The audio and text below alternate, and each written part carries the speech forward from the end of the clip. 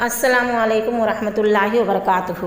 ناظرین، آج میں آپ لوگوں کے سامنے ایک واقعہ بیان کروں گی جس میں ایک عورت کی عقل مندی کا ذکر ہے کہ اس عورت نے اپنی عقل مندی سے کس قدر ایک فقیہ کی آنکھیں کھول دیں۔ بیان کیا جاتا ہے کہ بنو اسرائیل میں ایک فقیہ شخص تھے جو اپنی بیوی سے بڑی محبت کرتے تھے۔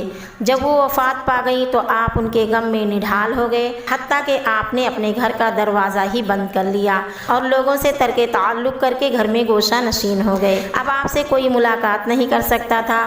جب یہ خبر بنو اسرائیل کے ایک عورت کو ملی تو وہ آپ کے پاس آئی اور کہنے لگی، مجھے آپ سے کچھ ضرورت ہے جسے میں آپ سے روبرو یعنی آمنے سامنے پوچھنا چاہتی ہوں، اور جب تک میں آپ سے وہ سوال آمنے سامنے نہ کر لوں میں اس مسئلہ میں مطمئن نہیں ہو سکتی ہوں۔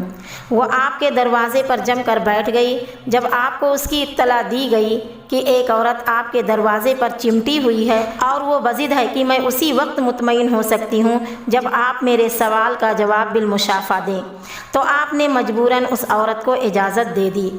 اب اس نے کہا، میں آپ سے ایک مسئلہ دریافت کرنا چاہتی ہوں۔ آپ نے کہا، کہو کیا بات ہے؟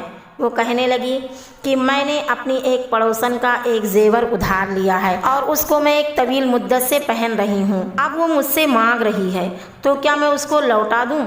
آپ نے فوراً کہا ہاں۔ پھر اس عورت نے برجستہ کہا، باخدا وہ زیور میرے پاس بڑی لمبی مدت سے ہے۔ پھر آپ نے کہا، وہی اس کی حقدار ہے، تم اسے لوٹا دو۔ اس نے فوراً کہا، اللہ آپ پر رحم کرے، کیا آپ ایسی چیز پر افسوس کرتے ہیں جو اللہ نے آپ کو دیا، پھر اس نے آپ سے اس کو لے لیا، تو کیا وہ آپ سے زیادہ اس کا حقدار نہیں ہے؟ اور اس عقل مند عورت کی عقل مندی نے آپ کی آنکھیں کھول دی اور آپ نے اس عورت کے قول سے فائدہ حاصل کیا۔